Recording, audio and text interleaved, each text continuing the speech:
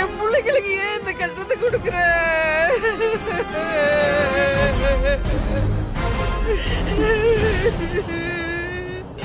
இவனை யாருடி கட்டுவா? யாரு கட்டுவா?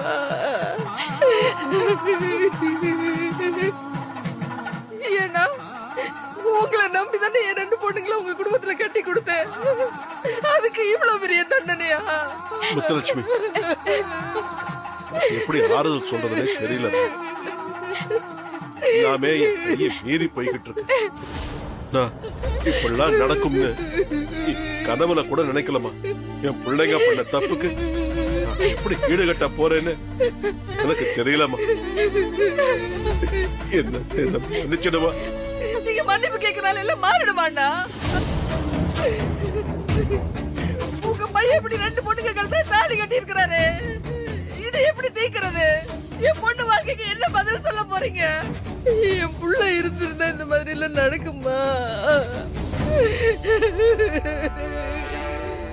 டேய் சாரிடா, ஆனா இந்த விஜி எல்லாரையும் ஏமாத்தி வச்சிருக்காடா. அது எப்படிடா ப்ரூவ் பண்றது? டேய், நீ சொன்னதுல இருந்து அவ பொய் சொல்லிதான் கல்யாணம் பண்ணி இருக்கிறான்னு நான் நல்லா புரிஞ்சுக்கிட்டேன். ஆனா ஒரு பொண்ணா அவைய இவ்வளோ பெரிய பொய் சொல்லி ஏமாத்தணும்? நம்ம குடும்பத்துக்கு ஏன் மருமகளா வரணும்? இது சாதாரண விஷயம் இல்லடா கார்த்தி. அவளுக்கு பின்னாடி ஏதோ ஒரு பெரிய உண்மை மறைஞ்சுக்கிட்டு இருக்கு. அதை மறைச்சு நடிச்சிட்டு இருக்கா. அது மட்டும் இல்ல, இந்த கல்யாணம் ஆரம்பிச்சிருந்தே எனக்கு அவன் மேல ஒரு பெரிய டவுட் இருக்கு. நீ பயப்படாத, நான் பாத்துக்கிறேன். தேங்க்ஸ்டா மாறா. உன் சப்போர்ட் இல்லாம இன்னைக்கு நான் பிருந்தாவை எப்படி கல்யாணம் பண்ணிருப்பேன்னு தெரியல. என் வாழ்க்கையை காப்பாத்தி கொடுத்துட்ட. இந்த நன்றிய என்னைக்கும் நான் மறக்க மாட்டேன். நன்றியா? அதெல்லாம் ஒண்ணும் வேணாம். காலத்துக்கும் பிருந்தாவை சந்தோஷமா உண்மையா பாத்துக்கோ. நம்பிக்கையை காப்பாத்து. நீ கண்டிப்பாடா. அதுக்கு தானே இவ்வளவு நாள் காத்துட்டு இருந்த. குட் பாய்.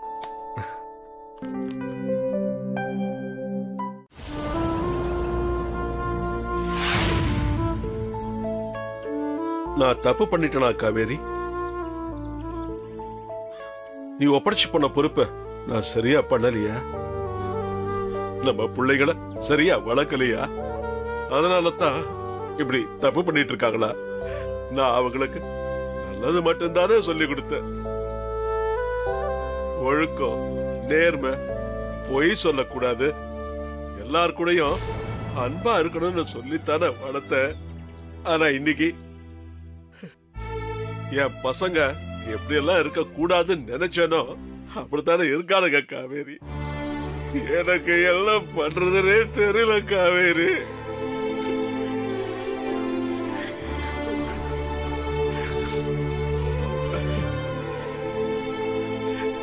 எனக்கு நம்ம பிள்ளைங்க பண்ணத எல்லாத்தையும் விட வீரா பண்ண துரோகத்தை தான் என்னால தாங்கிக்க முடியல. வீராவ நம்ம பொண்ணா தானே நினைச்சேன். அவ்வளவு நம்பின. உனக்கு அப்புறம் நான் பெருசா நம்பினது வள்ளியையும் வீராவையும் தான்.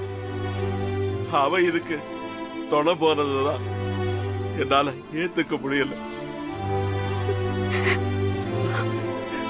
இது வரைக்கும் நான் வாழ்ந்த மொத்த வாழ்க்கையுமே கேள்விக்குறியா நிக்குது காவேரி. இனி ஏன் வாழணும்னு தோணுது. அப்பா எங்கேயோ போயிருக்க மாட்டாரு, வந்துருவாரு அத்தை. ப்ளீஸ் அத்தை. வீரா, அப்பா எங்க வீரா?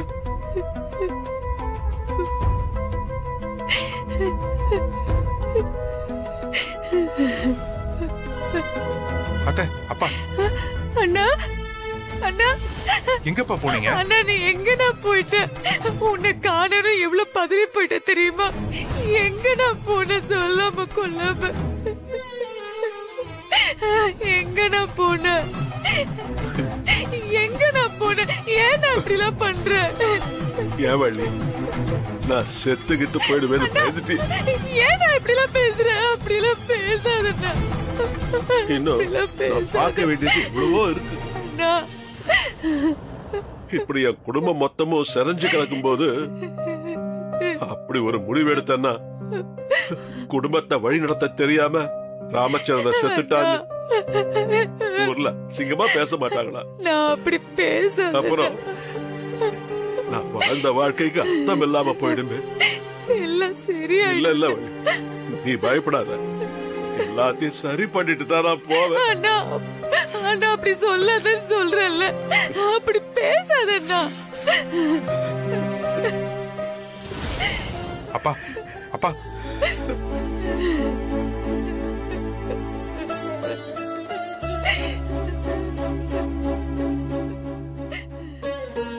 அத்தை அழாத அத்தை, அப்பா வந்துட்டார்ல. ராகவா ராகவா, நம்ம கார்த்தியும் மாறனையும் போலீஸ் ஸ்டேஷன்ல இருந்து கூட்டிட்டு வரணும்டா. என்ன பேசுற?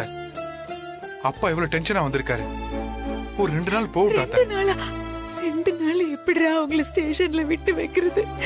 ஒருத்த போனதே என்னால தாங்க முடியல. இப்ப 2 பேரும் போய் லாக்கப்ல உட்கார்ந்து இருக்காங்க. அவங்கள அப்படியே விட்டுட்டு நம்ம வீட்டுல நிம்மதியா இருக்க முடியுமாடா? அவங்கள எப்படியாவது கூட்டிட்டு வந்துடுறா. ராகவா, கார்த்திக். அத்தை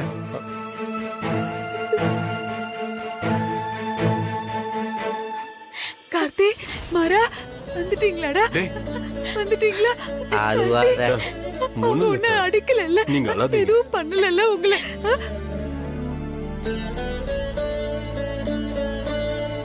உங்களை ஒண்ணு அடிக்கல. எப்படி அவனுங்க வெளியே வந்தானுங்க?